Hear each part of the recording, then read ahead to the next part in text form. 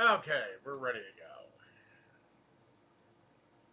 Give everyone a little time to get on in here.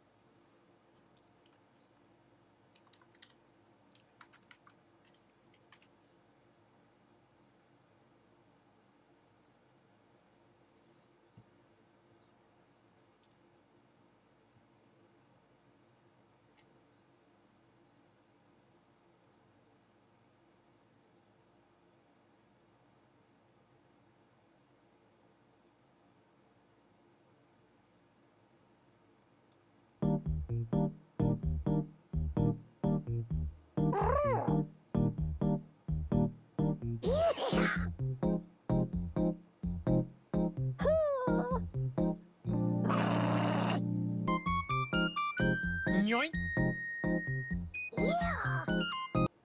All right. Hello, DeJuice. All right, let's get into this. I didn't know Hawaii had deer, or do they import them? My take on the Hawaiian plate lunch. All right. With grilled wild shrimp. The shell has the texture of a potato chip. You just crunch right through it. Venison bacon patties. A great alternative for your grind. Macaroni salad. White rice. A fried egg. And of course, beef gravy. A carb-loaded meal invented on Hawaii's Big Island at the Lincoln Grill in 1949. I'm going to eat this entire plate because it's so good.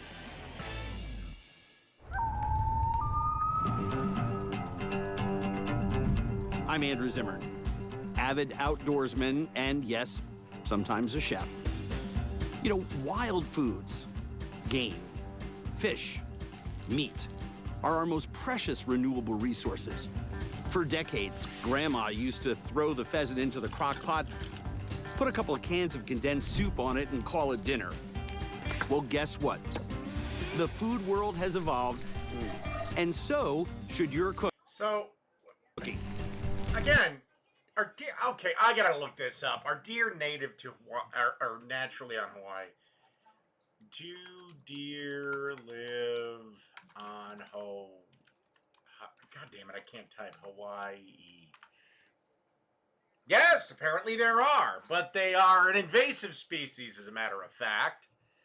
The spotted access deer native to India were introduced in the 1860s as a gift to King Kamehameha V. If I pronounced that wrong, I apologize. I don't need to start up the feud with Hawaii again. No natural predators, year-round breeding season. So, yeah, the only predator they have is us. Weird. Welcome to Andrew Zimmern's Wild Game Kitchen.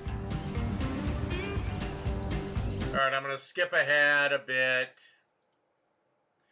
I'm curious what he's going to do with Salad, that. white rice, and of course, the fried egg and the gravy.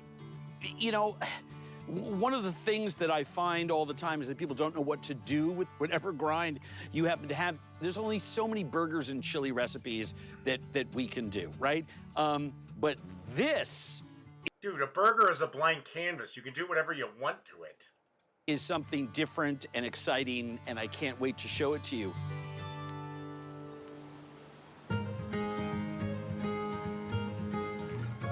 First thing, classic macaroni salad. I cooked my macaroni until it was al dente, rinsed it with cold water, and let it drain very well.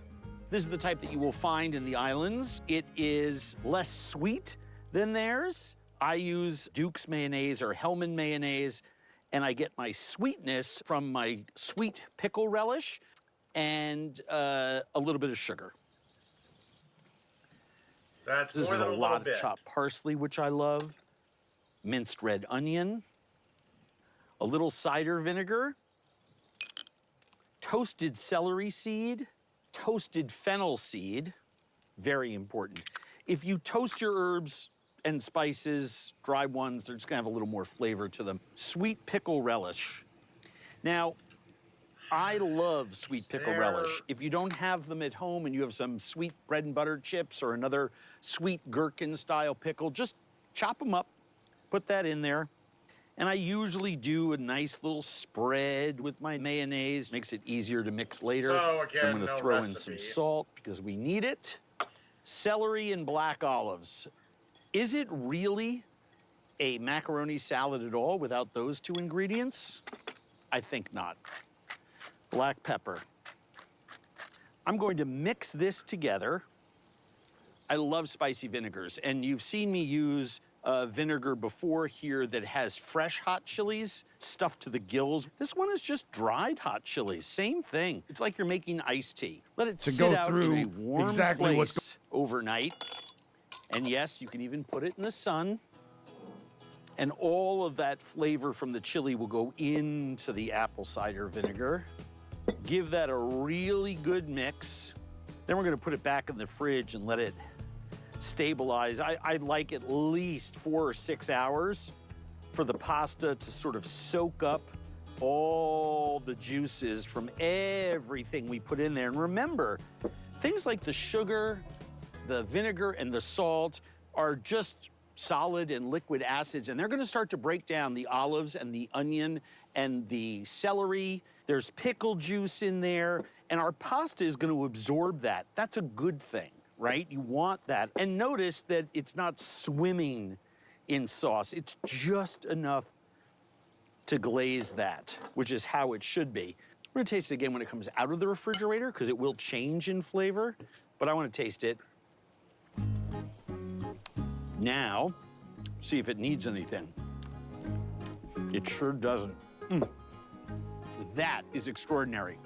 Off to the fridge, on to our burgers.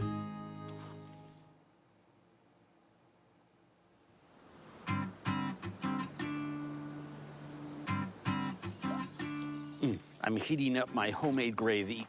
It's a traditional recipe that starts with a roux of equal parts flour and fat, in this case pan drippings from roasted beef bones, whisked together and cooked until it starts to brown, then enriched with beef stock and seasoned with a bit of vinegar. All right. All right, the namesake Locomoco patty. I put some onion, minced very finely, into my bowl. Salt, pepper. I love to season this in a way that's complementary to the meat that... Normally, I don't like to add seasoning into my meat. I like to add it on the outside. I just, again, looking for a crust. It's going into it. And this is some beautiful venison top round. I'm gonna add a little bit of smoked bacon to it. And so I really like the North African flavors, the cardamom and the fenugreek and the turmeric and the cumin that's in my North African Moroccan Moon grill seasoning. So I like to put that in there. You can use any seasoning mix that you like or just delete it entirely. I do like to cut my bacon before I start chopping it into my meat. I am making more of a Salisbury steak here. Texturally, that is what I'm going after. If you don't have venison, you just want to use ground beef, by all means, go ahead.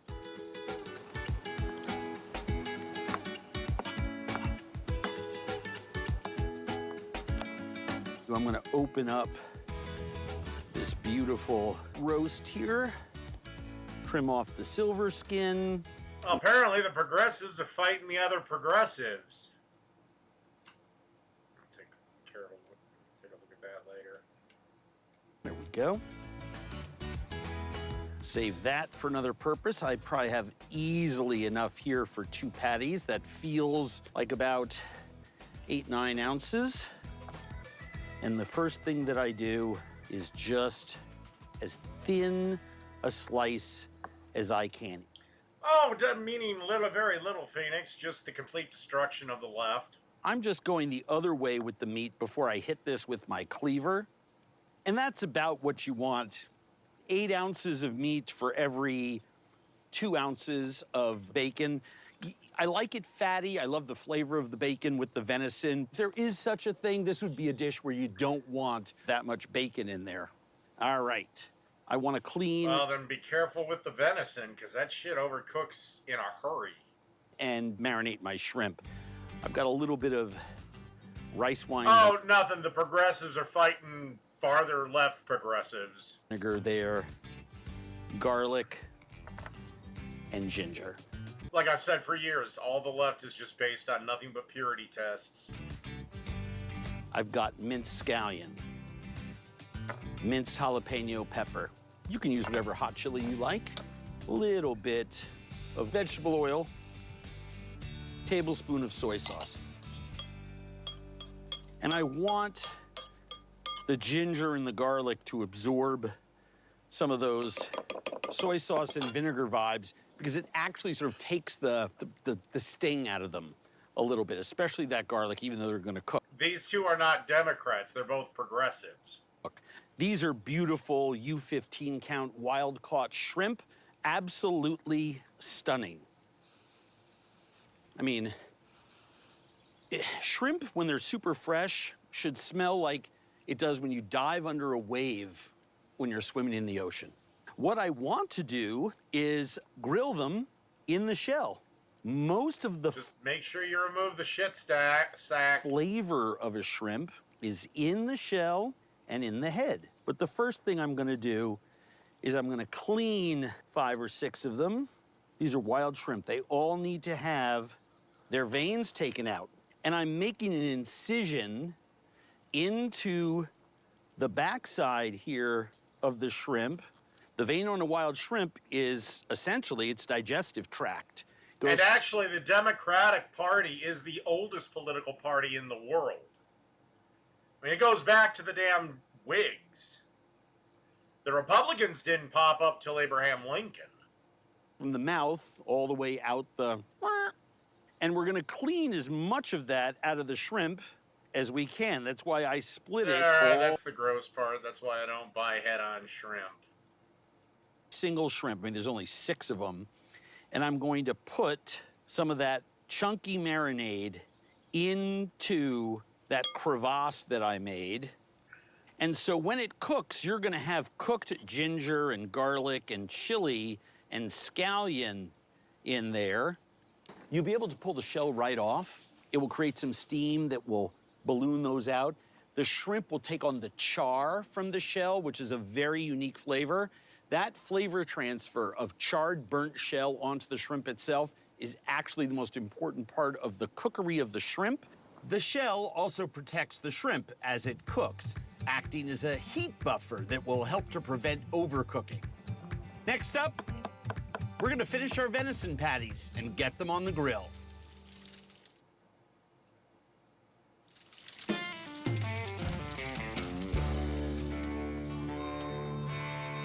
I have a pot of short grain rice simmering over a medium-low fire.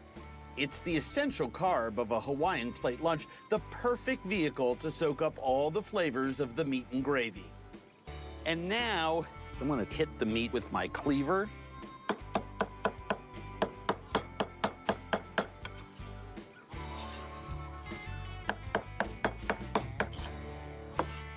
See how it's sticking together as a mass? When it does that, you're minced perfectly. What it means is, if it'll hold together just like that as I push it around the board, it'll hold together after I make a patty. It allows me to stop at the exact moment that I have the chunkiest, biggest pieces. So I'm just gauging the size of my patties, mix it here with my onions and spice mixture. It's very aggressively seasoned. I mean, look at all those onions, you know, and a nice big tablespoon of our seasoning mix. And then just divide this up, and like meatballs, or making meatloaf or anything else, make a round ball and then shape it by holding it like Dude, if that holds together, I'll be shocked. that. If you need to go bigger, push a hole in your fingers, make an indentation in the middle so it cooks better and doesn't sort of over plump up. There's a donut method to that madness. If you want out of the shrimp, as we can, that's where it's all meat. Once it cooks, you're gonna be I've never gotten that damn dimple method to work. absolutely in great shape. I'm gonna wanna cook these to just a little bit past medium rare and let it rest to medium. I don't want raw, cold bacon in there. I don't wanna overcook the venison. So good.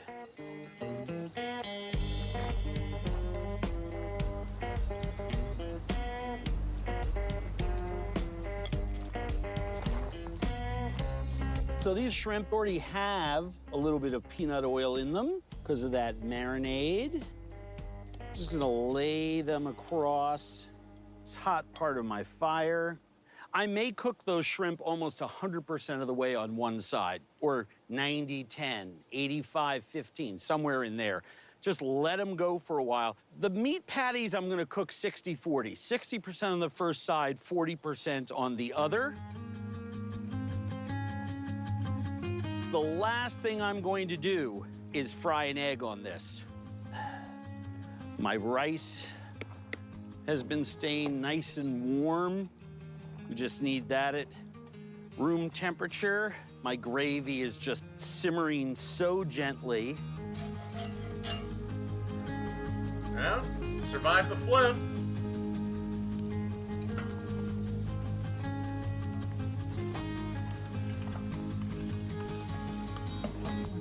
And do you see how stuffing those shrimp with the ginger garlic scallion mixture paid off? That's what I'm talking about. With that charred skin, that's a shrimp whose shell you want to eat. Or at least get your fingers very messy trying.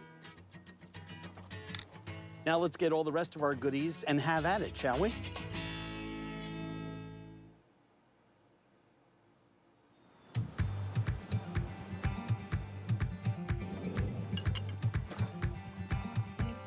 Shrimp and venison patties. Then that egg's gonna be 30 seconds. Gravy. Macaroni salad. Venison burger. Shrimp. Look at how beautiful our short grain Japanese rice came out.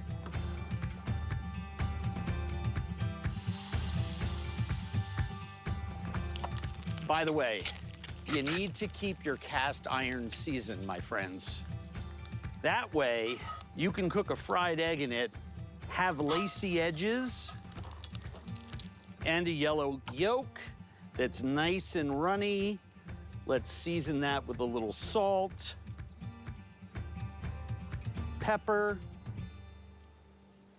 There you go. Self-congratulation is a fool's art, but I gotta tell you, I think we put the lime in the coconut on this one. I mean, that is absolutely...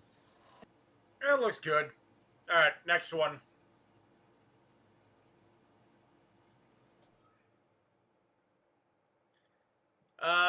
Chicken bacon ranch wraps. All right, bacon for the oven. Weird, funky looking chicken breasts.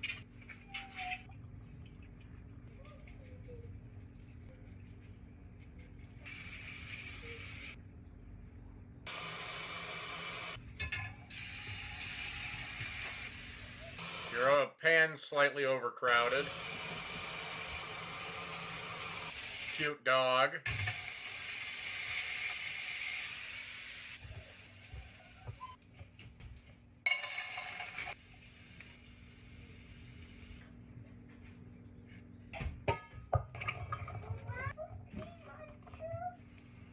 What the hell hell are you making for this now?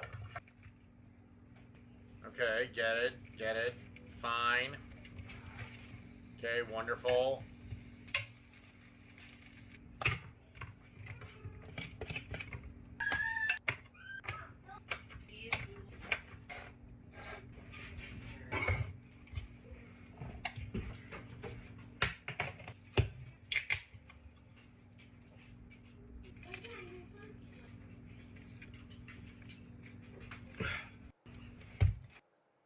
Okay. Not bad, not horrible. I probably would have done it differently, but... Okay. This is from Mythical Kitchen, a good chicken parm. Good plate of chicken parm, huh? Start by wrapping a chicken breast in plastic wrap. Beat the hell out of it with a hot sauce bottle. Season on both sides with salt. Grate some fresh pecorino into the breadcrumbs. Give it a little mix. Dry your chicken off with a paper towel.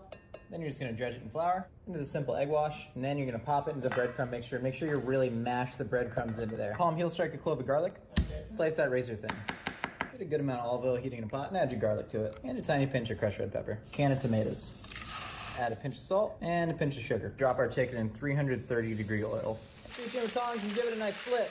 Pull it out and let it drain on the rack. Oh, hey there, gorgeous. Top it with a hefty smattering of sauce. Blanket it with the mozz. Throw that in the broiler for a couple minutes. Look at that. Get a little bit of sauce on the plate. Slide that chicken bad boy right down there. Fresh pecorino on there. All right, diggity biscuit. That's a heck of a chicken parm. That looks good.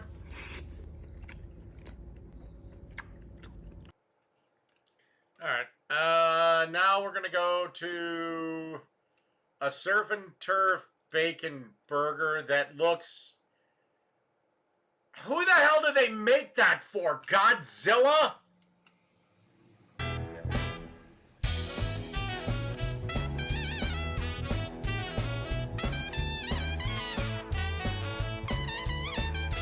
Okay, what the hell is this? Why are you adding mayonnaise to burgers?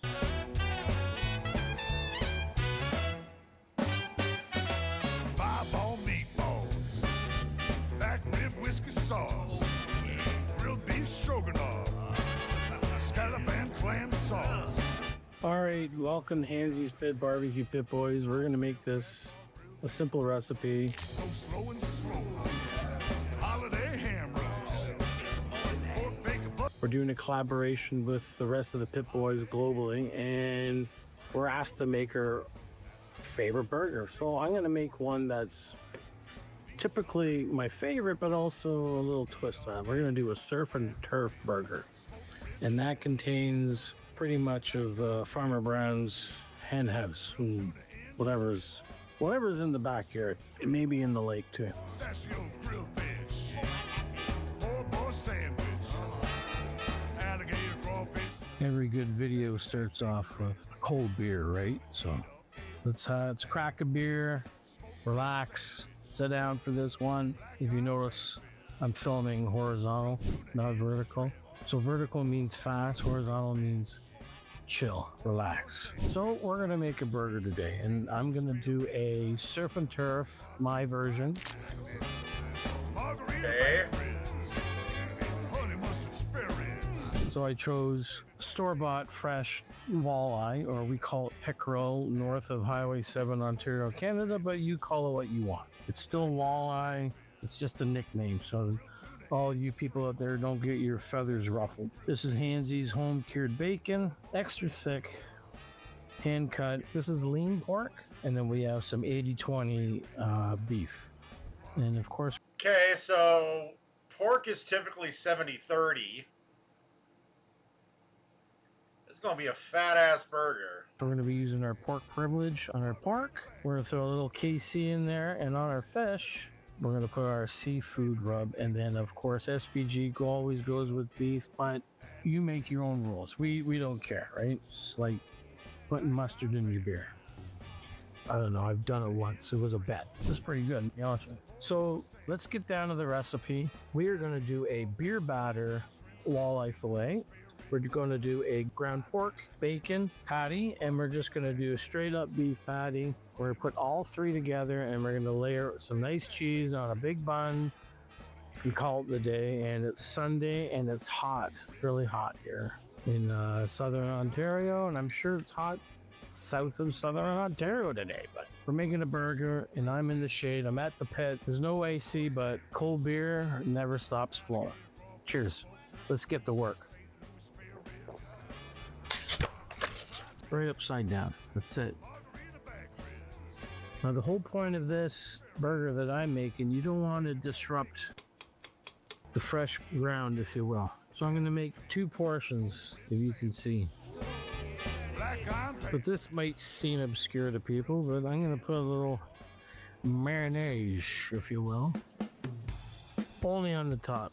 And we're going to hit it with our SPG, salt, pepper, garlic, in case nobody knew what that was, and amongst other beautiful seasonings. Look at that. That is gorgeous, George. Now we got that. Like I said, it's going to be pretty simple. It's not that hard. Oh, we're going to take another sip of our beer, and we're going to literally cut it in half. Nice and easy. Okay? And we're just going to gently form a semicircular burger. We don't want to make it too complicated. We want the fat to do the job when it's cooking on the charcoal. That one looks pretty good. Do another twist and turn. Look at that. Perfect. Like I said, semi-circular. It doesn't have to be completely circular. Perfect. Ooh, waste nothing. Get in there. I look away for 1 minute and... All right. That's not a fucking burger patty. That's a goddamn meatloaf. Phase 1 complete. All right. Let's repeat, but we're going to use our pork. I'm going to do exactly the same thing. We've got our patties. We've got our bacon. Now, what are we going to do with the bacon? I'm going to show you. So let's take 1, 2 slices of bacon. And we're going to cube it up. And we're going to push it into the pork patty. Okay? Put it there. You've already formed it, We're though. going to take the knife, make a little hole, shove it in there. Oh, God. Seen this in a movie once. It didn't go well. I think it was Attack of the Pork Belly Bacons. Oh yeah, this is gonna be gorgeous. I think that's enough. We got enough. The rest we can just put on top. Now the next step, fried fish. But first we gotta put these on the smoker because the fish is not gonna take that long. We got our beef burgers, SPG on. We have our pork bacon burger with our poultry perfection. And we're gonna let these guys. So each burger is going to have at least a pound of meat on it. That's too much meat. Do their job. All right. So we have our beautiful fillet, our walleye fillet. We're gonna use some duck fat to cook it in, and we're gonna season with our seafood seasoning, which is delicious. I put it on everything, to be honest with you. If it's got a protein or a salad, this is actually really good. It's one of my favorite, which is specifically made for seafood. But mind you, like you can break every rule in the book. Like, is there actually a book? Like, I don't know. I'm not really. Hey, you paid for it. It's your ingredients. Do whatever the fuck you want. never seen one. Never been in jail yet. But anyways, yeah. So yeah. You better back off the bread. Good stuff. Okay, let's fillet this puppy here, okay? Yeah, you're the biggest girl I'm mad. We're gonna skin it. It's already been filleted, so yeah. Thin bones are out too, you can see, which is beautiful. Good job to the fishmonger.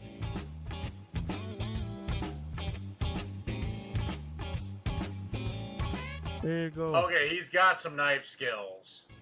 You can make some walleye skin boots with it later. Oh, feed the crows. I hear ya. Calm down. We have the loin, we have the belly. I want to try and keep it together, especially we'll do the tail, the shirt. That's easy. Let's cut it this way. And then we have basically a couple of strips. Because if you imagine, you can put it on the bird like that, right? I think that'll be good. That's what we're doing, and that's... Okay, let's season this. And look at that. Look at that. That's beautiful. Every seasoning known to mankind is in there. And if it's not, if we don't have it, they don't make it, basically. Okay, that's those two. Let's get the rest. Careful with fish, though. That shit overcooks in a second. Got my natural case and got the hogs on the run. Perfect. That's all we need. Okay, now let's show you the batter. The batter's pretty simple. It's about half a cup of flour and a teaspoon of baking powder or sodium bicarbonate, and we're gonna put our seasoning in there, and we're gonna jam a little KC. It gives a nice color and sweetness. Okay, let's fire up the skillet. Do that. That duck fat's gonna make it put our fish in here, pre-flour it, put it back on the board. Then we're gonna add a favorite. Yeah. Where is this thing? Beer. Yeah. I don't care. Gonna burn some biscuits. Grab me up there. It's a lot of stalactites, my friend. Beautiful. Now we have to season the other side. Remember I said that? I did say that. A little more SPG. Our pork privilege. Ooh, that's fine. We'll let these cook down, and then we're gonna hit it with our Burrs Blend barbecue sauce. First place overall, National Barbecue Association. Can you believe it? Well, I sure can, because you gotta try it. It's unbelievable. Tastes amazing. All right, let's close this lid. If you're looking, it ain't cooking. I got my barbecue shoes on. Gonna grab me some thighs at the chicken. Okay, we're back. Yeah, change the pot out. The one I had was not big enough for what I wanted to do. Let's get this beautiful walleye. Well, perfect temp. That duck fat is gonna make it delicious. My stomach just went to Memphis. Perfect. You know, the sad thing is like all three of these things would be fine on their own. Let's check our temp. Yeah, we're good. We're at 320. You don't need to kill it. Why does everybody do that? Let's get our tail in. We'll be back. Sure, bro. Perfect. Look at that. Beautiful.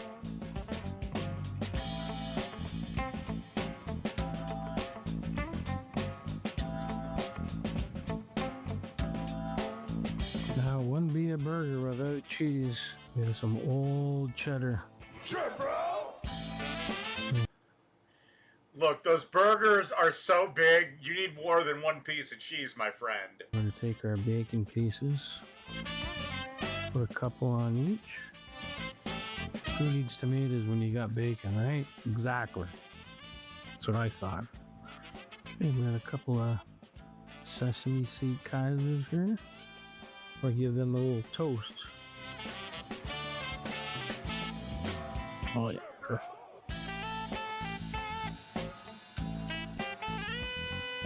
Okay, let's put these together.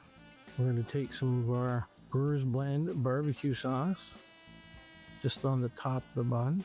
We're going to make a Cheater's tartar sauce. A little mayo. Gotta make sure you get it all over your beard when you eat it, right? You And don't there's want just to. gonna This ain't dump the relish on top. Rotten Ronnie's burger. Little relish. That'll do the trick. And these flies can go away right now. Shoo fly, don't bother me. Okay, let's get the burgers. Okay. We'll start with the pork. Go away, fly. Just turn this around. Yeah, I hate it when flies bug me when I'm cooking. That's when I get violent with them. The burger's already thick enough!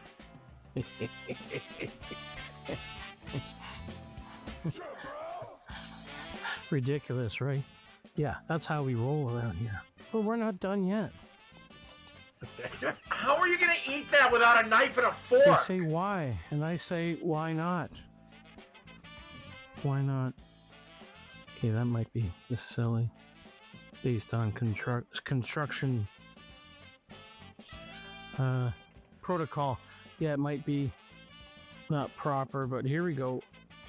Put that on like that. Come on, Hansy, keep it together. Keep it together. Dude, there's no way you're gonna be able to eat that. I mean, it's fine for a gimmick burger. I mean, if I was to do this, I'd probably pick walleye or cod, maybe catfish, and then do a 1/4 pound patty. You're not going to be able to eat this. They said what? I say why. That is a burger to be reckoned with. Come on. Look at that. Unless you can swallow a fucking barbecue sauce bottle hole. That is insane. Now you get to watch me put that in my yap. Oh, here we go.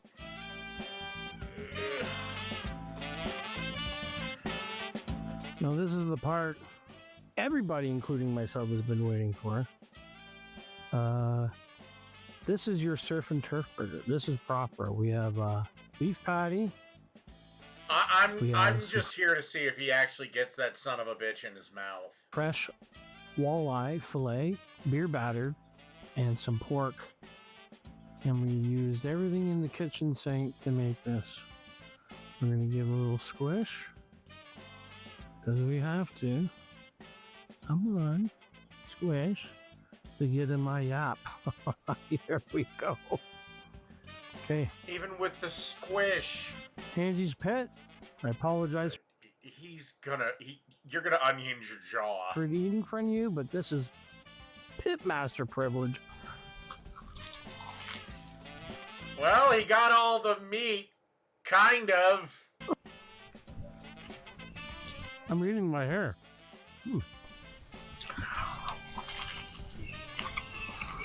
Okay, you're not really eating a burger when you can't even get the top bun in.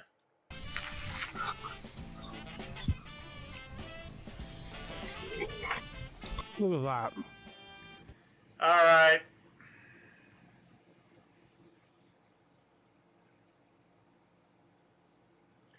All right, now we're going to switch to a different type of video. This is from Joshua Weissman. And cooking tools everyone needs. I'll see whether or not I agree with him. There are millions of different kitchen tools at a million different price points. And somehow every single one claims... And I have 990,000 of them. It's essential. But if you've ever watched cooking videos online, walked into a kitchen store, or doom scrolled on TikTok shop, you've probably asked yourself, what tools do you actually need? So today we're going through the kitchen tools that are absolutely essential, that everybody needs. We're starting at the bottom with obvious things like a knife, all the way up to the nice to haves that do make a difference that chefs would pick. Before we talk about the tools that you need, there's an even more important thing. Tools you need to stay the away from. I could give you a long list. You know, I hate the fact that you can't fucking swear anymore on YouTube if you want to remain monetized. I could sit here and talk and talk and talk about all the things you should avoid. I think I can distill it down to one singular type of product, and they're called unitaskers. Unitaskers are bad. Well, not always, but most of the time they're not. 99 times out of 100, they're bad. every so often you'll have like if you want to make your own pasta, you have to get a pasta roller. Unless you want like thick pasta.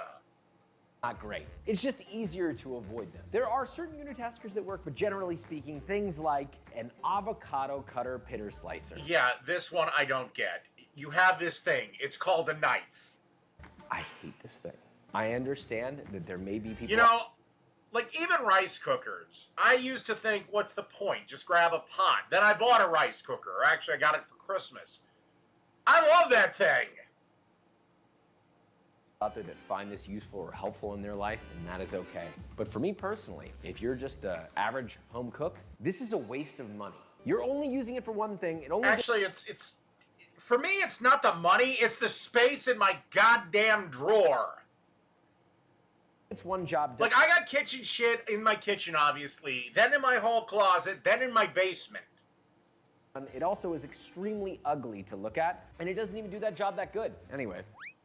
Or like a garlic press. Now, I know what you're thinking, Josh, I love my garlic press. Okay, fine. Some people think it makes it easier, but the reality is this is just not something you need. If you have the free cash flow to just throw at a garlic press, then fine. But Yeah, but they're only like $15, Josh. I mean, it's not exactly a fucking diamond ring. are tools that will handle other things that you can spend money once, and this is just a kind of like a frivolous expenditure that I don't want people spending money on if they don't need it.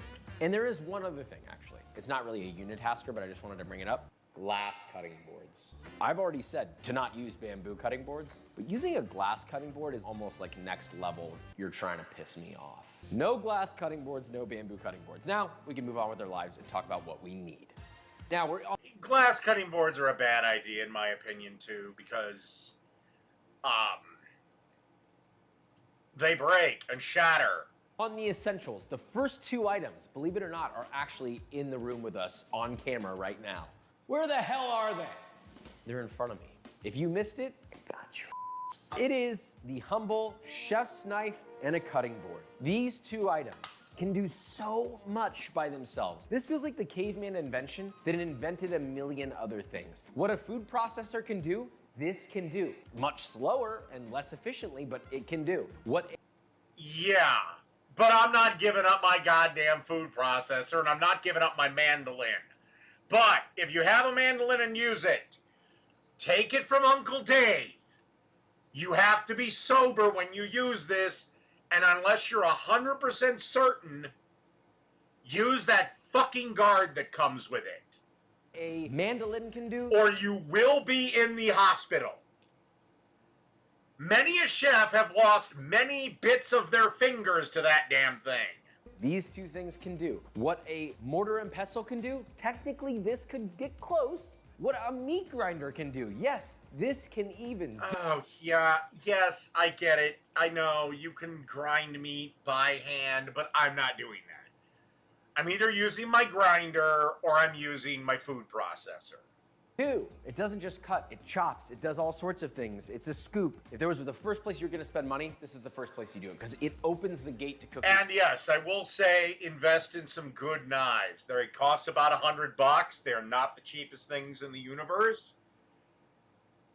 But that's what mom and grandma are for at Christmas time. Almost anything. Do yourself a favor, start with a 10-inch chef's knife and any cutting board that is made of maple. In fact, the last, I think, 3 years running, I've asked for knives for Christmas. I have everything else. And also, two things with knives. Have your kind of everyday knives, and these are cheap. They're like the $20 knives. But your good knives, do not ever put them in the dishwasher. You want to dull a knife faster than anything? Put that fucker in a dishwasher. Or some sort of decent wood. You can also use a rubber cutting board, that's fine too, just no bamboo. Little side note, it does not matter how much money you spend on your knife. It's fine. Get the cheapest 10-inch knife you can get. You don't need multiple knives, you need one 10-inch chef's knife, that's it. Next, cookware. This is huge, right? I disagree with that. You need a paring knife for smaller things, and you need kind of a crummier knife for things that you cut, like lemons and limes. That's where your paring knife comes in. You also need a serrated knife. It's called usually a bread knife for cutting, guess what? Bread. Your chef knife can't cut bread worth shit, Josh. Right? You can't cook without cookware. You need pots and pans. But there's so many sizes, so many textures. All you need is 4. That's all you need. You don't need the set of 20. Just get these 4 and you can handle most tasks for meals. Ceramic knives are really good too. I've had a couple. The problem is if you drop them, they can break. Between 2 and 4 people. And that is a 10-inch nonstick skillet, a 12-inch stainless steel skillet. This doesn't have to be tri-ply, it doesn't have to be super expensive. I really am a big believer in stainless steel. You don't want to spend money on stainless steel? Get cast iron. You don't want to get cast iron? Get like aluminum, that's fine. Get 3. The cast iron is a different breed of animal. It is completely different than stainless steel, so no, get yourself invest in some goddamn cast iron. Quit being cheap, quit being a bum. Aluminum is like the cheapest option. It'll have its own problems, but the point is aluminum, stainless, or cast iron, 12 inches skillet. And then you have 2 pot options, the 2-quart sauce pot and the 4 or 6-quart sauce pot. These are my 2 Get all 3. most used pots by far for sauces, boiling things quickly, etc., etc. Yes, you will need a bigger pot if you're making a bigger volume of something like pasta or potatoes, but generally speaking, Generally, the bigger pot I use for certain things. The little pot is typically where I make my barbecue sauce. 4 or 6-quart sauce pot will be big enough for, again, a 2 to 4 person serving of those items. So anything that needs to boil to cook goes in here, and then sauces that need to be made or things that need to be made. But that is nowhere near enough space to make pasta properly. Sorry, I don't like to crowd my pasta. Go in here. Super simple. Next up, the one thing people always forget about when they're stocking a new kitchen: a skirt. No, towels. You need kitchen towels. This is a non-negotiable. Who wants to start cooking and not have anything to clean? Have you ever gone into a new kitchen or moved and lost all your kitchen towels and you start cooking and you're like, I don't know how to cook anymore because I don't have towels. You need something to clean up with, you need something to wash your face with, something to dry your hands with. Yeah, you can get a bunch of them on Amazon for like cheap.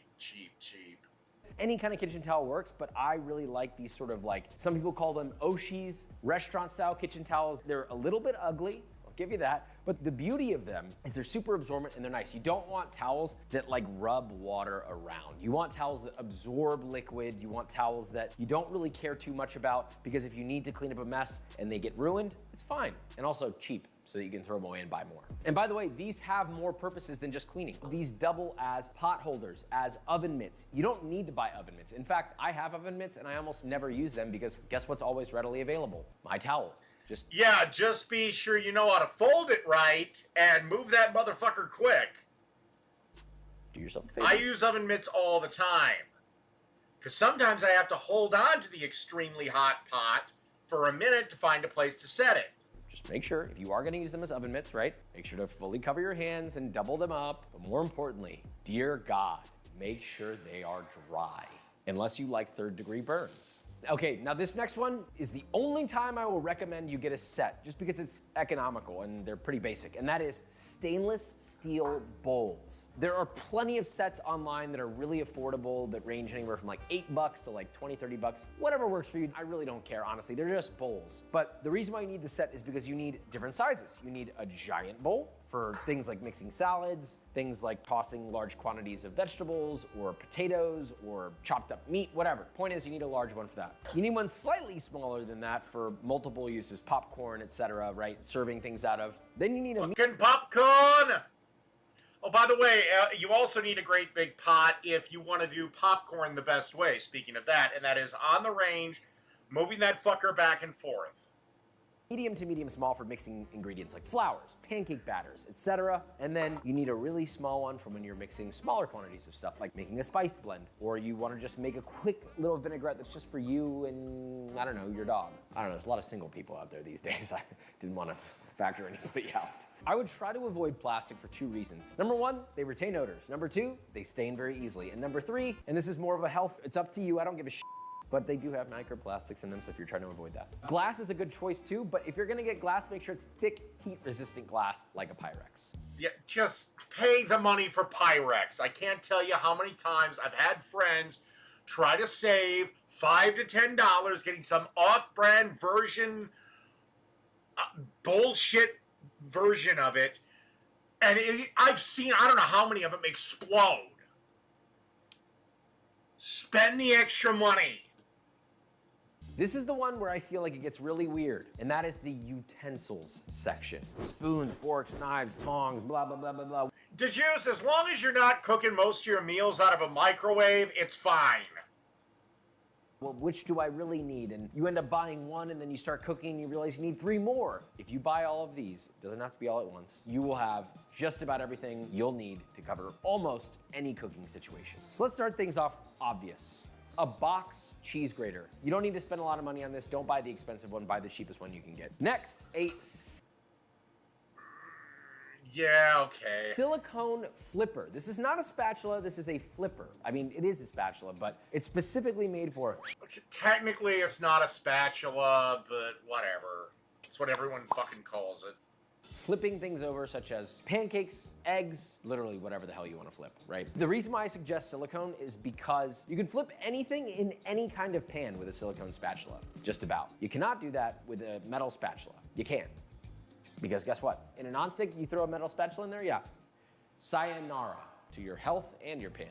Next, a medium-sized whisk. Any whisk. Go expensive, go cheap, I don't care. A whisk can do something that nothing else can. The only substitute for a whisk, if you don't have one, is a fork.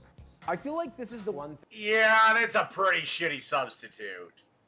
But me, I have 2 whisks. One's a medium and one's my little whisk. I love my little whisk. Thing that everybody buys when they move into a new kitchen, that is tongs. You don't need me to explain what these are for. Tongs. You need them. Everybody knows you need them. Ideally, I would recommend going with the cheap metal, aluminum, or stainless steel restaurant-style tongs. Do not get the silicone ones because these metal ones will last you a lifetime, almost. Silicone ones fall apart, the plastic ones melt, etc., etc., etc.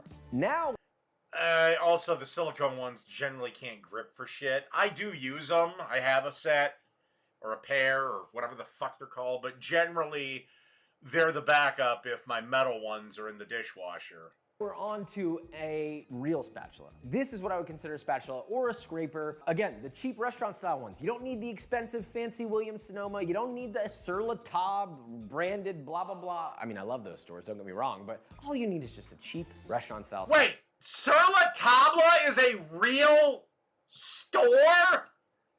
Almost. Silicone ones. I thought that was just a joke from goddamn South Park. Blah, blah, blah. I mean, I love those stores, don't get me wrong, but all you need is just a cheap restaurant-style spatula. Usually they come in sets, or you can get a singular one. Just make sure to pick a medium-sized one. Anytime you're looking for a size of anything, go medium, because large might be too big and small might be too small. Medium is always just right.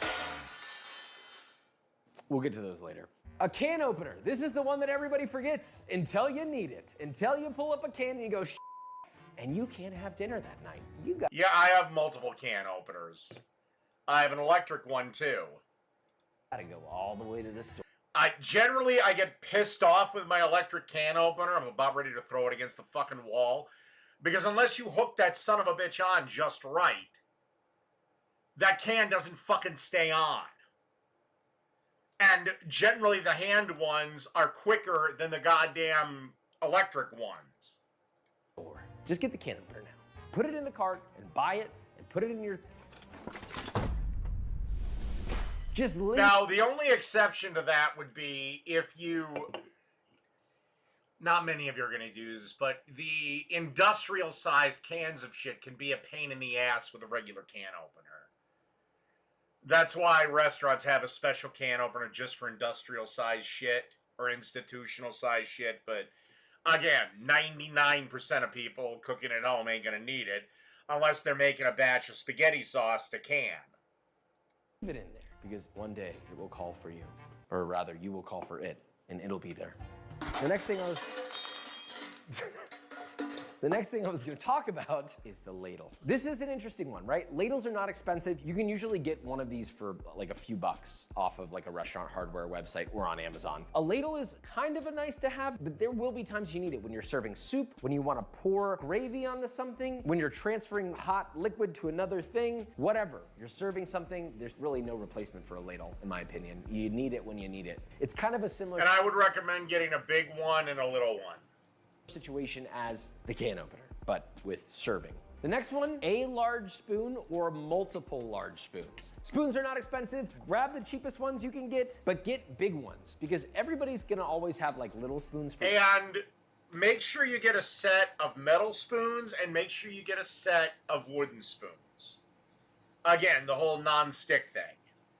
But keep an eye on your wooden spoons. The second they get a crack or a cut or chips, just chuck them, buy new. They're not expensive. eating, assuming you're stocking a kitchen. But the one thing that people tend to sleep on is the really big ones. And I'm not talking about for serving. I'm talking about for cooking, for stirring, for mixing, for picking things up, for moving things from pot to pot. There will be so many occasions that you will go, man, I wish I had a large spoon. Big spoon. And I would also invest in a solid spoon like that and a slotted spoon. And last but not least in the utensils section is a small but mighty device. And it is the peeler. You don't always need to peel stuff. This is the one item on my essentials list where I think if you were to leave one thing out of this entire list of utensils, you could leave this out, but I promise you that there will be an occasion where you wish you had one of these. It's not just for peeling things. You can make shavings. Yeah, and they're super cheap. Cheese, like Parmigiano Reggiano. Every peeler has like a little attachment on it that's made to pull off eyes off of a potato or bruises on a piece of fruit. So it's not just a peeler, it's a cleaner. It does so many things. You can also shave chocolate with it. It's a shaver, not for your face. You could leave it out, but if you got a little bit of budget left to get all these utensils, add this too. This is the one item, no matter how much you cook, you need to have one of these. And that is a baking sheet. And ideally, one wire rack that fits your baking sheet perfectly. This is called, they call this many things. They call this a jelly pan or a jelly roll pan. They call this a half sheet tray. Who the fuck calls it a jelly roll pan? I've heard of half sheet. I just call it a standard baking dish. But yes, you definitely need one of those motherfuckers.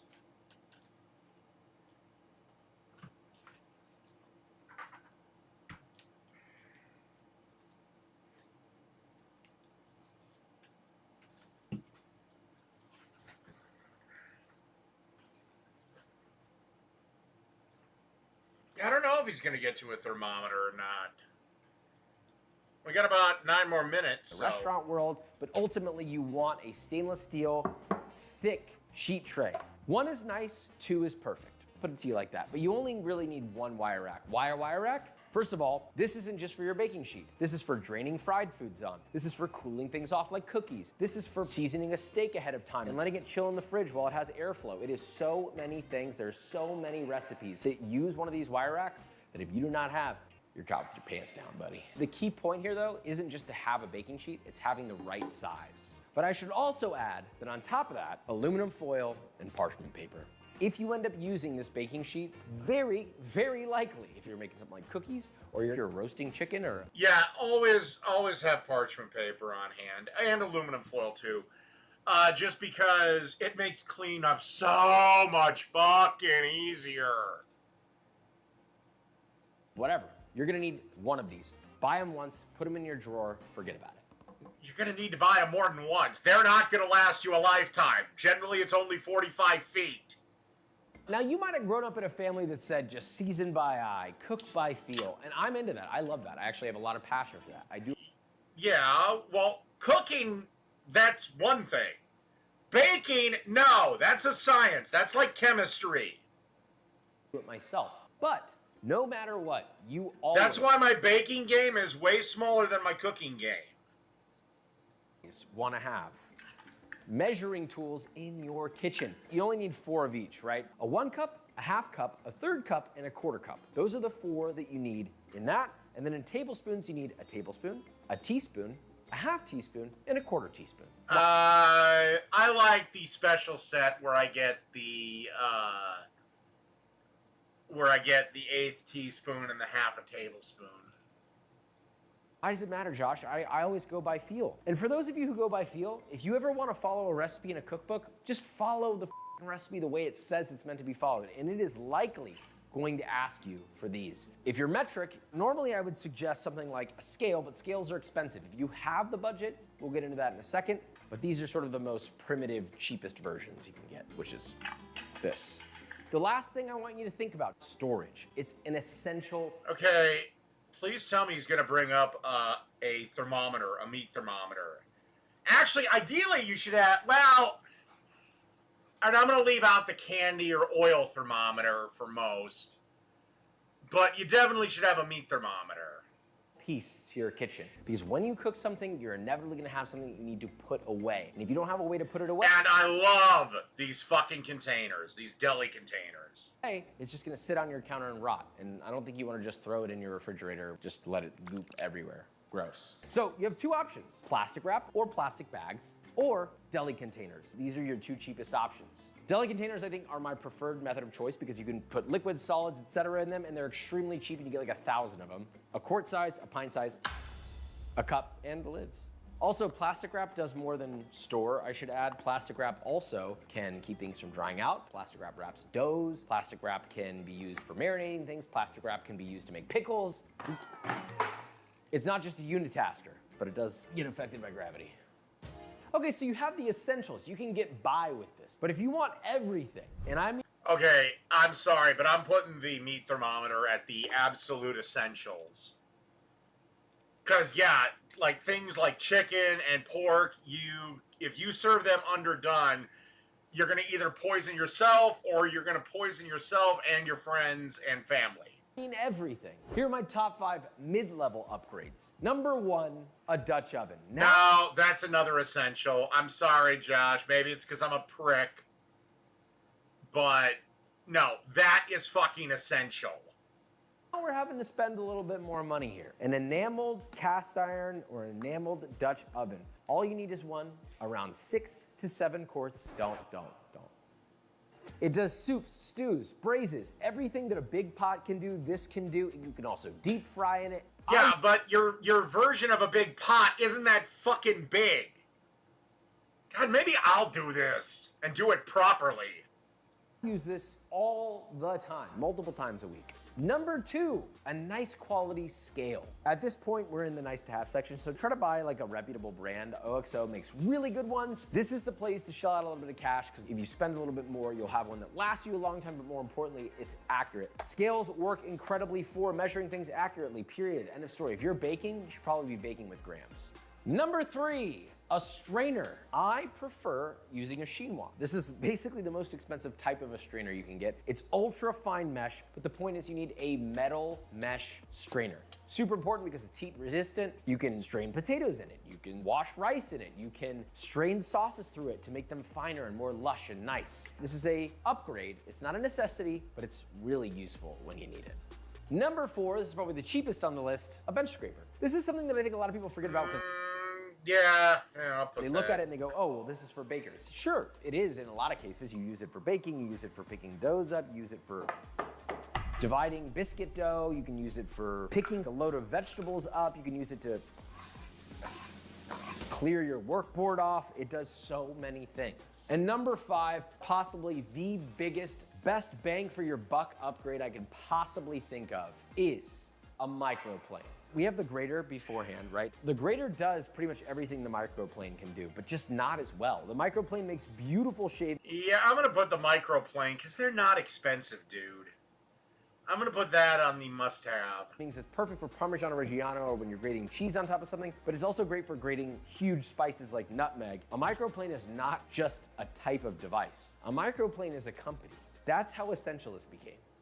Bonus round. This is not in my top 5, but it is something that I think every home cook that likes cooking a lot of different meats will greatly benefit from. A digital instant read thermometer. They can Don't get the digital one. You can't reset it once that fucker gets off calibrated. Pricey. You could go cheaper and get a dial type pocket thermometer, but generally instant read is, well, just better and faster. But think about it. No more guessing if your steak is medium rare or if your chicken is fully cooked. If you want to get super precise, get a thermometer, trust me. Now we've come to the dark side. This is the top 5 nice to haves. And it does come with a heavy price. Number 1, a stand mixer. This would be my first one if you, especially if you love baking. These are not cheap. They're about $300 to $600. So not a horrible price tag, but you know, it's like a PS5. And but these will make your life, again, especially if you like baking, so much fucking easier. And it is also one of the most versatile tools in the kitchen. And if you get KitchenAid, and if you invest in one of these, they should last you for most of your life. If you love to cook, this is like something you aspire to. When you get your first stand mixer, it's like getting your first Ferrari.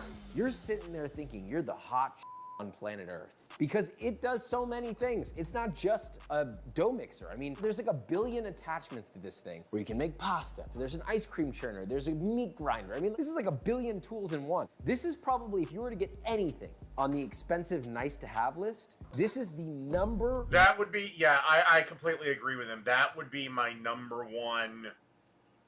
Before you buy anything else, get that son of a bitch. One item to get hands down.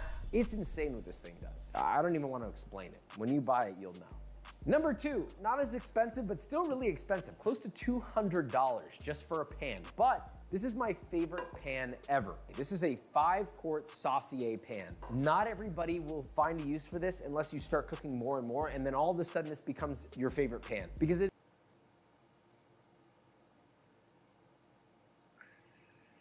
does everything from searing to braising to making stock, making sauces. It does every possible thing. If you I just invest in more pans and pots. get the 5-quart size, it's a very versatile pan that's somehow both in between a pot and in between a skillet. It does what a pot can do, it does what a skillet can do in one. Number 3. No, a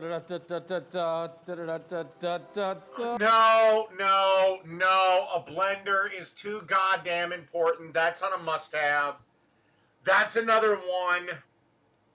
Right after you buy your KitchenAid mixer, get yourself a good blender. But they're not that expensive. They're only like $200 for a decent one. Oh, you knew I was going to talk about this. This blender is very expensive, but it's so worth the price. I know what you're thinking, Josh, that's a fucking $500 blender. Hear me out. This is not a unitasker. I mean, yes, it blends stuff, but it makes so many other things. The power of the motor in this thing can literally cook the food that's in here. So you can make the smoothest purees ever, the best smoothies you've ever had, beautiful emulsions, mayonnaises, sauces, peanut butter. Guys, this thing does everything a food processor can do, but if you injected it with human growth hormone and steroids back to back every day for 5 years, and it was on like an Arnold Schwarzenegger training program. Okay, it's a nice to have. Number 4, this one feels like a frivolous purchase. This one I will say is, yeah, on the nice to haves. I used to think rice cookers were stupid. And then again, like I said, I got one for Christmas and holy dog shit, I love that fucking thing. Until you buy one. It is specifically the Zoji Rushi rice cooker. You can get any size you want. I recommend getting at least a medium-sized one. This one is a 4-cup rice cooker. If you make a lot of rice, get a bigger one, right? Just think about how much rice you'll be making at the absolute most and get that size. I'm telling you, you gotta hear me out. I think mine's a 4-cup one too, and that's fine. I don't feed that many people on the regular. I used to think rice cookers were bullshit, but rice cookers cook rice better than we ever could. It just is a reality, and if you like rice, this is a very nice to have. It also automates the process. It's cleaner, faster, easier. Nice to have. Number 5, food processor. It does not have... I'm gonna put that not at a must-have, but a you really should get one.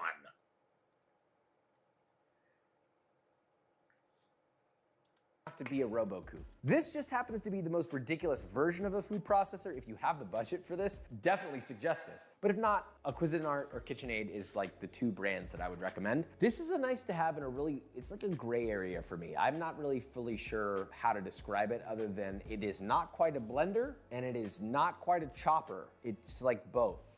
It's soft enough that it does things that a blender can't, but it's vigorous enough that it also does some things a blender can. It can make mayos, you can make hummus, you can blend sauces together in it. If you don't have a blender and you want to spend less money, get a food processor instead of a shitty blender.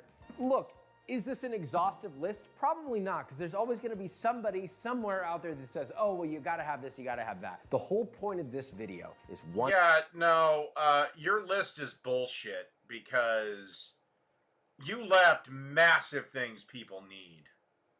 Especially the thermometer.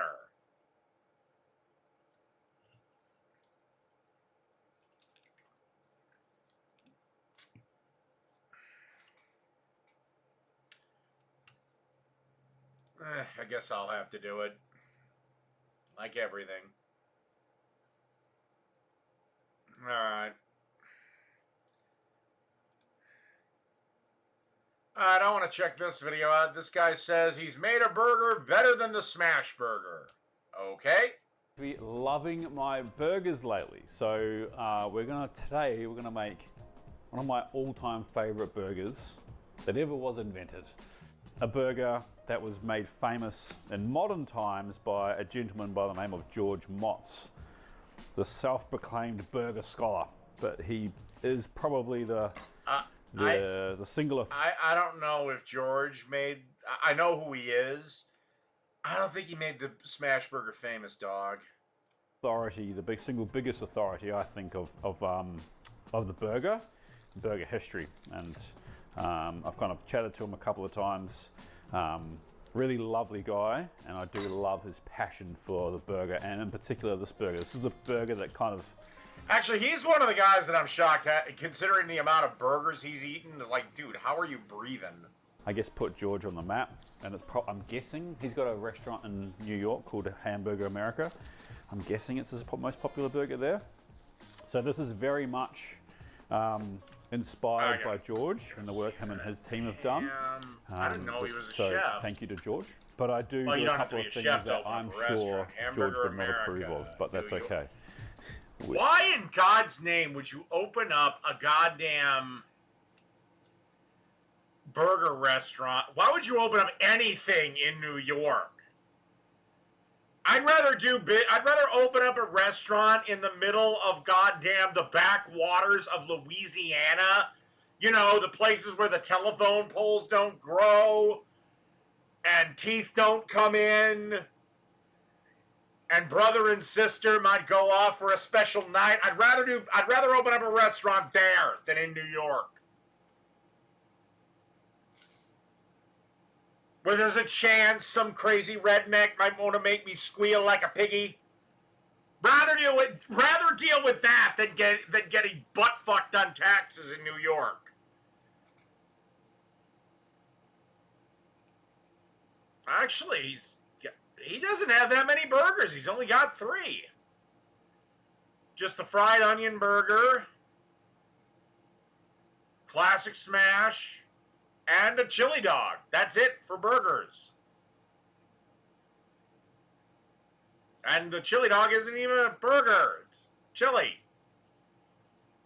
It's got some sandwiches, tuna salad, egg salad. Jesus, can't even talk. Egg salad, a PB&J. Fucking really?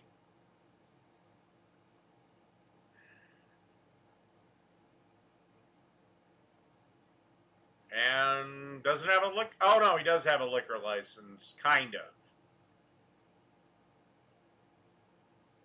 Seriously, you got a license to sell alcohol, and the only fucking one you sell is Miller High Life? That's your only beer? Fuck is wrong with you, Matt?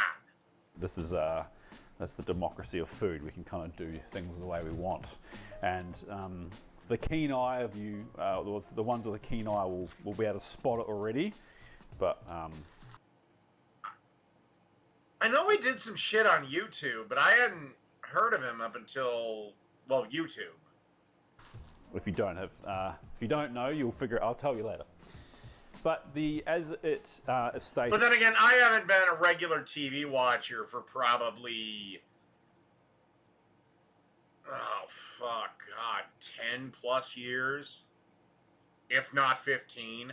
It requires a lot of onions, so I use brown onions, which I think are referred to as sweet onions in the US, for this recipe. Actually, funny thing with Henry Rollins, you always know when he comes through my state. Because there's this chip company. It's called Old Dutch. And it's really only available in the States. It's big, and it's huge in Canada. But it's really only known in the States if you live in Minnesota, Iowa, Wisconsin, I think a bit of Illinois, and the Dakotas. And I tend to agree with him. They make the best white cheddar popcorn on the planet. And he will literally send his guys out, crew, members of the band, to go out and buy as many bags as they can get, that he can eat in a reasonable amount of time. And you need way more than you think. And you need to cut them very fine. You need to cut them so fine that unless you're I can't do it with a knife consistently. I'm sure there is people out there that could, but I definitely can't, because you need to cut it really, really fine. The easiest way in a domestic sense to do that is with one of these. A Japanese mandolin, or any mandolin. Very dangerous tool. Everyone always freaks out because I don't use the guard, but I've never done it. And I'm not about to start doing it now. Again, just make sure 100% focus. If you have kids or something, like, get them watching a fucking movie or something. Or yell at them and say, Daddy's using the mandolin, so leave me the fuck alone. Just 100% concentration, and do this when you're actually sober. Worth mentioning at this point as well. Again, I'll grill drunk. That's no problem. I'll cook drunk. No problem. I'll bake drunk. Can be a problem, but usually not. 99 times out of 100, not. Deep fryer, I will go to buzzed, and that's about it. Because if things go south with that fucker, it gets bad. But mandolins, no. I don't want to spend the rest of my evening in a hospital getting a blood transfusion. Grilling drunk? Who the hell grills sober? What evil sorcery is that? We need a flat griddle for this. Doesn't need to be crazy hot either. I've preheated this for a while. I'm actually going to turn this side, which we're not going to use, completely down, but we'll leave it on. And I'm going to put this side on sort of like a medium temperature. We'll let that just do its thing. So we're going to get our gauge correct on our mandolin. We want it paper thin. We'll make sure that's right before we go and put through all our onions. That's pretty good. Now the reason, I'm actually going to go slightly thicker. The reason we want them so thin is that we're effectively caramelizing these onions at the same time that we're cooking the burger. So you need them really, really thin to be able to do that. And I think that's what makes this burger so delicious, is these onions. I'm a huge fan of the humble onion. I don't know how George and his team do it. I'm guessing they use either a meat slicer or some of those bigger industrial kitchen equipment. Believe it or not, this is Gordon Ramsay's word, not fucking mine. But generally the first job a guy out of culinary school will have in a restaurant, or one of the first jobs they will have just off the street, onions. Dicing them, slicing them, and doing all that shit. So they probably do it like you're doing it. It's just one guy's getting paid to do it for 8 hours a day. Come home, stinking of onions, while his wife is fucking the UPS guy. you can push through. I just don't know if that stuff would go fine enough, if I'm honest. We're going to run through all these onions. I mean, like at sushi restaurants, literally the first job they have out of school is all they do is wash rice all fucking day. Again, he comes home stinking of rice, and his wife is sucking Godzilla's dick. Yes, Godzilla has a micro penis. It's fine for human mouths. So, I reckon you're going to need like an onion, a burger. Like it's that many. And you'll see why in a second. I do a double. I think a double's better than a single. God, can you imagine that porno, like Mothra's blowing Godzilla? Like, does this jizz come out fucking, like, radioactive, like his breath? Mothra explodes into a million pieces.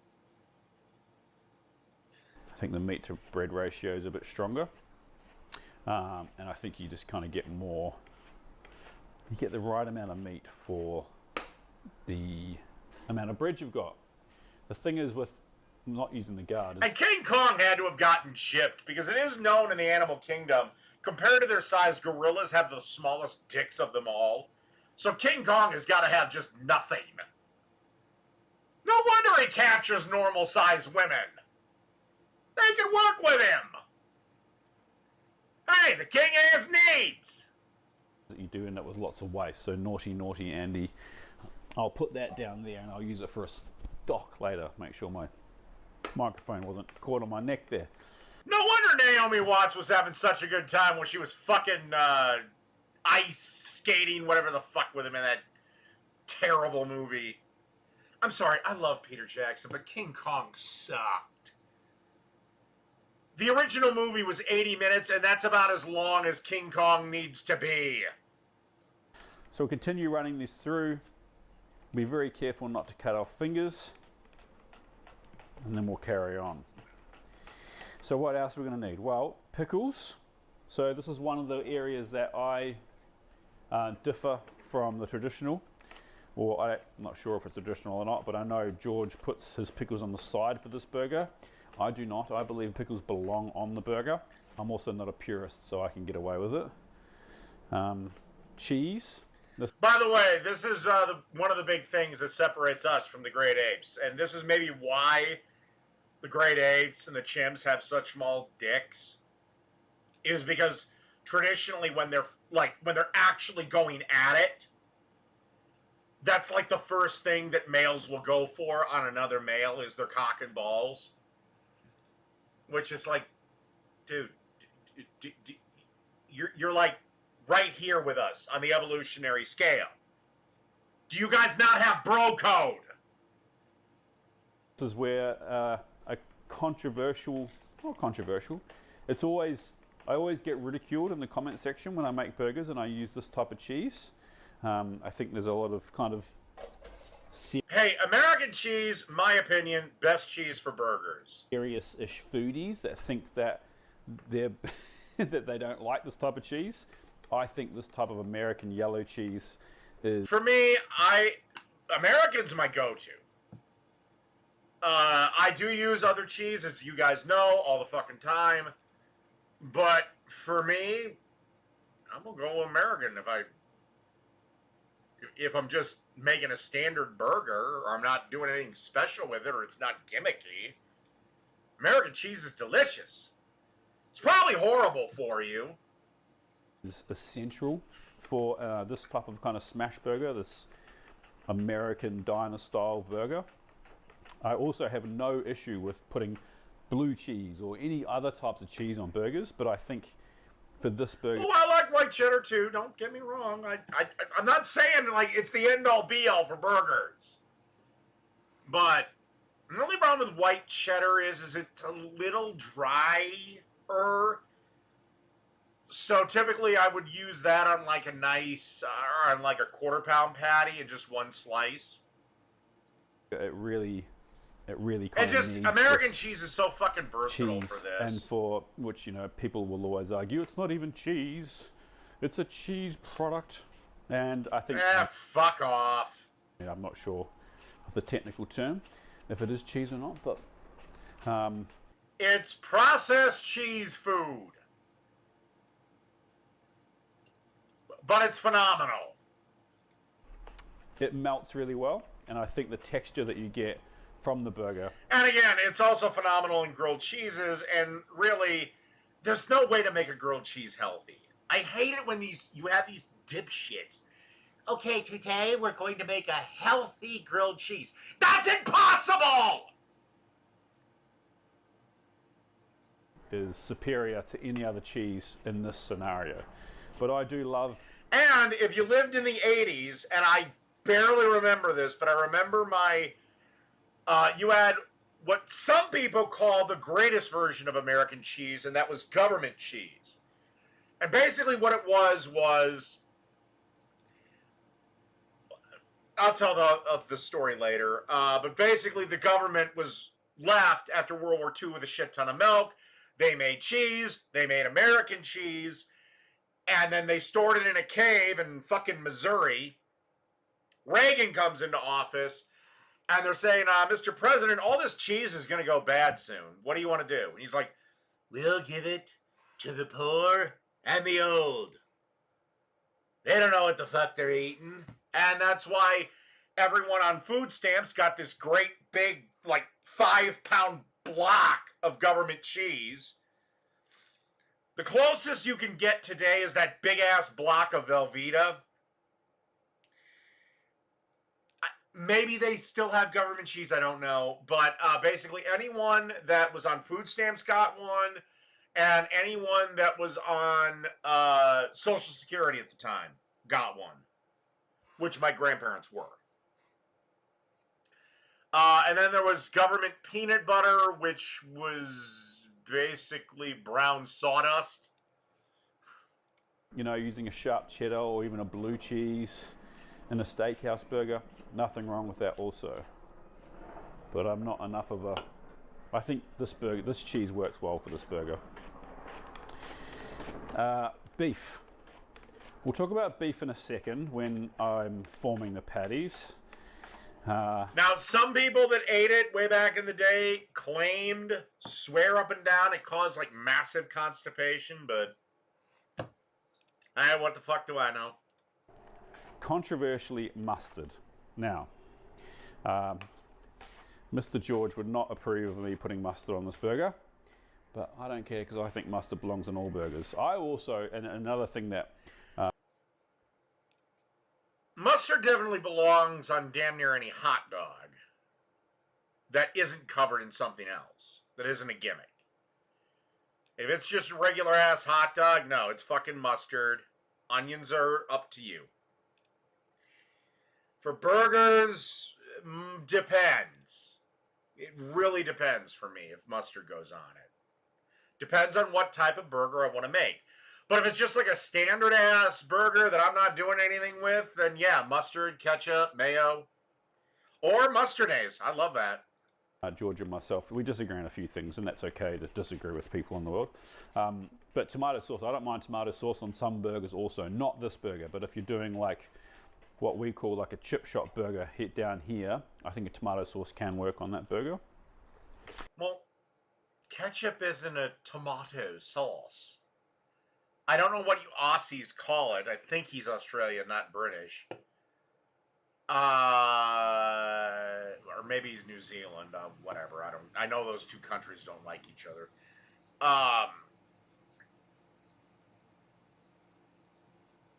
It's not a tomato sauce, dude. It's ketchup. But for this one, I'm just straight mustard, yellow American mustard. And in the bun, I think these potato rolls work really, really well. You want a soft roll.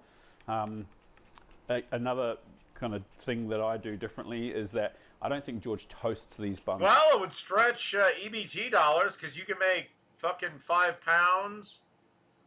Probably at least 2 or 3 mac and cheese dishes out of that, and that'll keep you going. When he's making this burger, I think he kind of just steams it. I do like a little toast. And I don't think there's anything wrong with that. And the reason I do that is I just find that it just kind of helps your burger integrity a little bit. Makes it a little bit easier to, especially if your burger's, hanging around for a little bit longer than it should. Because the reality is, especially when you're doing like burgers at home, you know, I'll comfortably eat 2 of these burgers. And if there's me and 3 mates, or me and, you know, half a dozen mates, if you want everyone to eat at the same time, the reality of trying to make that many burgers at the same time is tricky in domestic kitchens. Well, it's not tricky, it just means that stuff does wait around for a little bit. So I think the toasting of the bun, especially in a domestic setting, kind of makes a lot of sense. So there we go, lots of... Yeah, and generally I toast the bun generally first, so the burger is still relatively warm when I put it on. Paper thin onions ready to go. We'll put those in a bowl, and once we're cooking, we'll show you how to deal with them. The only other thing we need to prep is the beef. So this is some beef mince that I made myself. It's a mixture of chuck and then trimmings from... Well, people get way too much money for food stamps anyway. Brisket, and also like ribeyes and stuff like that I kind of have. I kind of collect all my trimmings and then make mince and then freeze it down. You're gonna know, which is traditionally what your local butcher does. Listen, this mince here, there is a lot of fat. This is probably heavier fat. Yeah, okay, that's a little fatty for my blood, but it'll burn off. And you actually want, to be perfectly honest, in this burger. This is probably 70-30, maybe a little bit higher. I think you can get away with the slightly higher fat in this burger, and I'll show you why in a second.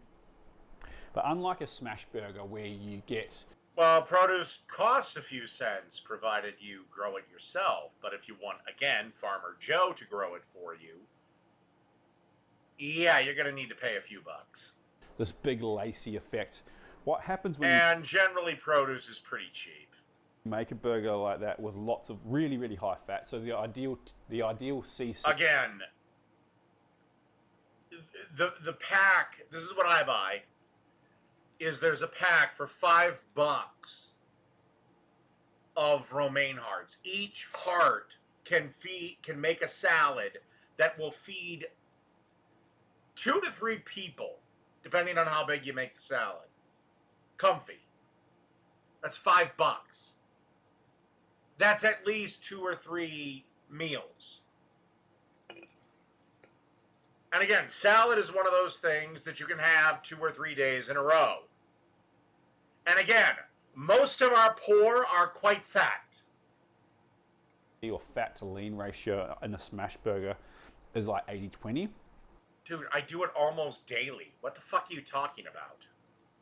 If you have lots and lots of fat, like this for a smash burger, you're going to get big holes in your burger, which isn't that much of an issue. Or go romaine.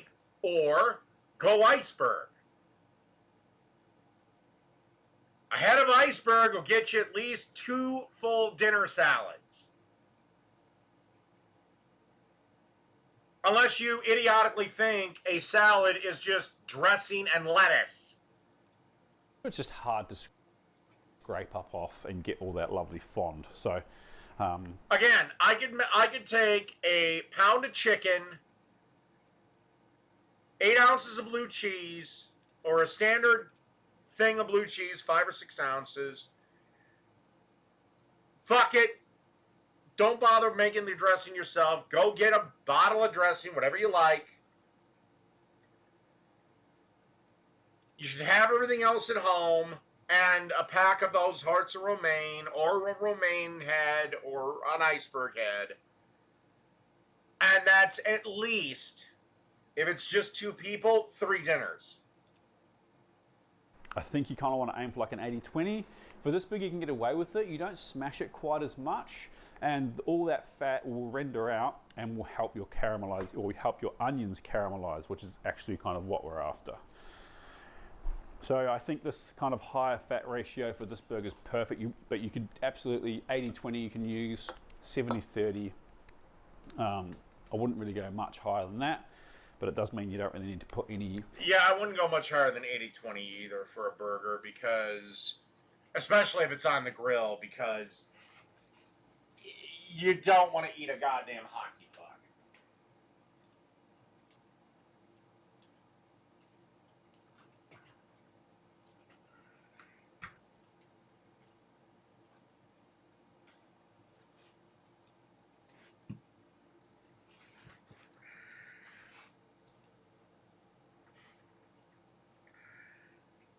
fat on your griddle, which is also... Like, you don't want a super fatty patty because then you got to deal with flames and flare-ups and bullshit. And then it just becomes a greasy pile of shit. But if you do like an 85-15, I would recommend doing it on a griddle or or in a pan and then melting some butter over it. A good thing. Well, is it a good thing? I don't know. It is what it is. It's a self-oiling burger. So I'm just going to do one more of these and we'll just make 2 of these burgers for the time being. These balls are bigger than I would do for a smash burger as well. I'll weigh one just so that we know what we're doing. So I can give you an actual weight. I kind of just do it by feel.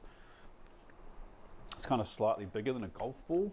I'd say those are probably 4-ounce balls. It's a bit more than slightly. It's kind of a small tennis ball, we'll call it. But Those look about 4-ounce patties. See, well, a couple of things. Let's see how accurate I am. Now watch, it'll say like 2.5. First of all, at making... Because the Australians fucking hate me. Even numbers. So what's that? 110 grams or 115 grams? 110. Okay, are you going to do it in ounces? Oh, 120, that one's a bit big. 115, 115, there you go. So, all right, 115 ounces. Let's see how accurate I am. 15 grams, 2 ounces, and... Fuck yeah! 4 ounces!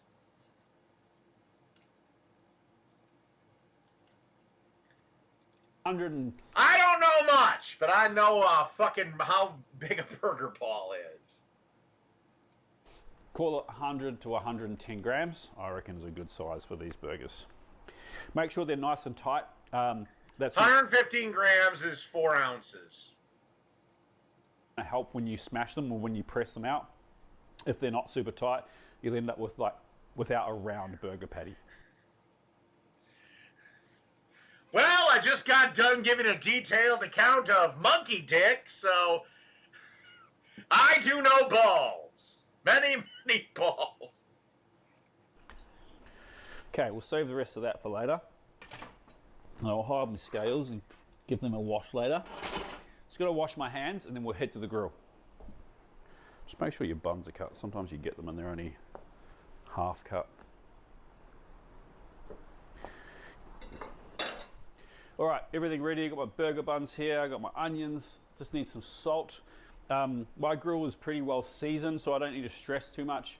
If you have a really kind of unseasoned grill, you might want to put a little layer of fat on it first, but you should be okay. Now, what do we need? We're gonna need a burger smasher. If you got an unseasoned griddle, I would recommend cooking some bacon on it and then throwing that bacon away. I know, sacrilege. But it's the best way to season a griddle or a grill. And a nice big flat wide spatula. The other thing that I like to use is a little bit of parchment paper. Just helps kind of the smashing. So Well, typically you put the balls on the parchment paper. Jesus Christ. Hello, welcome to the homoerotic edition of Dave's Cooking Show. Dave reacts to cooking videos. Typically, you put the balls on one sheet of paper, then you put another sheet, and then you smash. And then you remove the paper from your smashed ball. Fuck. Put our balls on. Maybe I should have done this in June. See, I'm progressive.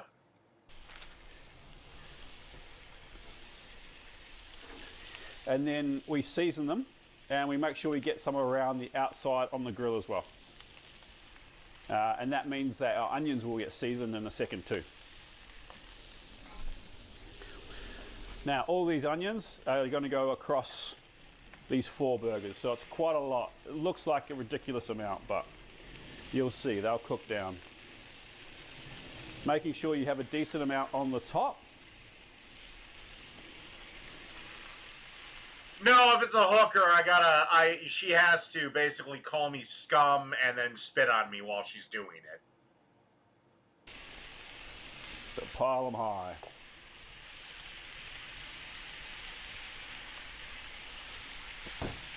Now I can hear that my grill temperature has dropped right down.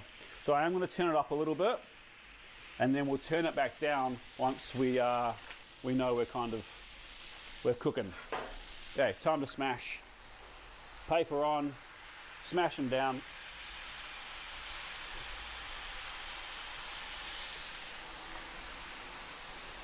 Make sure you try and give even pressure, fair amount of it. And remember, we're not making like the normal smash burger. We're not going to get this big lacy, thin patty. And they will take longer to cook than one of those smash burgers. Because what we're after is really caramelizing these onions in the rendered fat from the burger itself.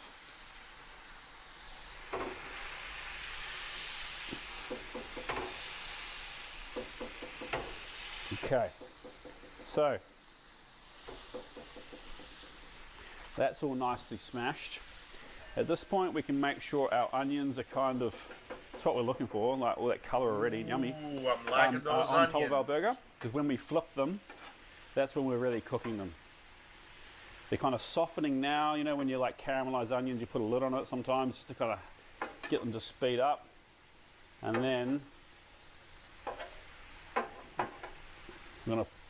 once we flip them, they'll get a lot more caramelization. Feels like that one's very oniony, so we'll just distribute some of that across it. Now, damn it! Stop being socialist with the onions! I can hear my grill has lost all its temperature, so I'm going to go full pelt just until the sound of that changes. We really want to make sure that we keep some heat in this burger, in the griddle, sorry, just so we can keep that caramelization on that beef. All right, at this point, I like to put a little sprinkle of salt on top of the onions, just to make sure that they get seasoned properly. Can you add some pepper? We're just letting these burgers cook through and build some Maillard before we flip them over. All right, we're gonna flip these. We're actually gonna try and keep them all at the back of the grill a bit better. And what that does is just free me up this space down here to toast my buns. So make sure they're kind of free and get them over. Now we're caramelizing those onions underneath.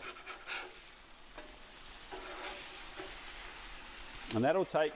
Oh, fuck. Unless you're completely averse to onions, these things already look good as fuck. Probably longer than you think, really.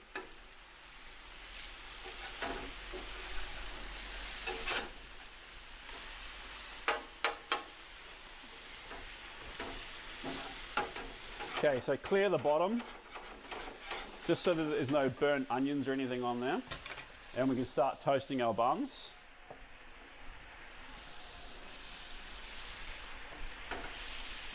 We can also put cheese on the top.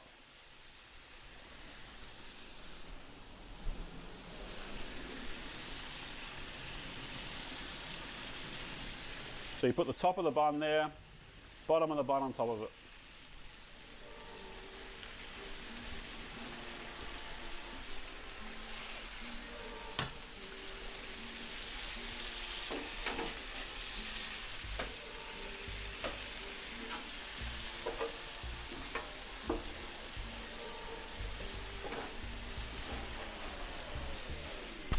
Right, we're going to put the front one on the back one. Try and keep all those onions in there. Okay, then off they come. This is the tricky part. Not really tricky, but you're going to put that bottom bun down. If you want sauce, this is where you put it. Oh, you want to keep all that juice in there. And on that goes.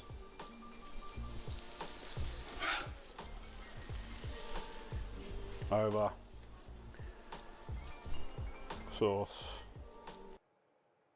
Where do you live, new best friend? Oh, I forgot my pickles. It's alright. Oh, dear God! No. We're no longer friends. That's it. No pickles. Burgers garbage. We'll get them on there. Okay, you're gonna get them on there. Okay. Maybe I'm supposed to leave them off. Some pickles on there. Okay, now you're back to being my new best friend in the universe. Oh, that one's... Oh, fuck! Oh, shit. That actually might be There you okay. Shout out to George Motts. That's my version of the Oklahoma Smash Burger. I guess we better have a taste. Alright. It's time to eat. And I think this is a very sloppy burger, and it's because I've been greedy and I like 2 patties. If you don't want them quite so sloppy, a single patty will navigate it being quite so sloppy. But I'm pretty excited.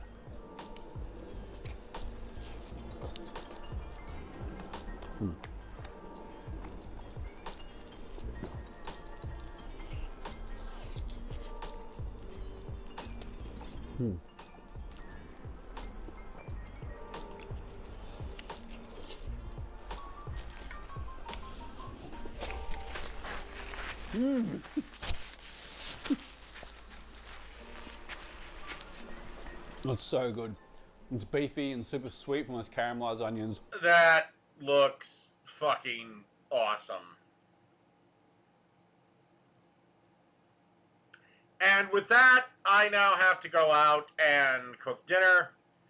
I will try to be back with a Dave's Opinion live stream. We'll see where that goes. I might be too tired. But I will see everyone back here tomorrow on my quest to get the channel monetized. And the best way to do that is to do live streams. So, good night, everyone!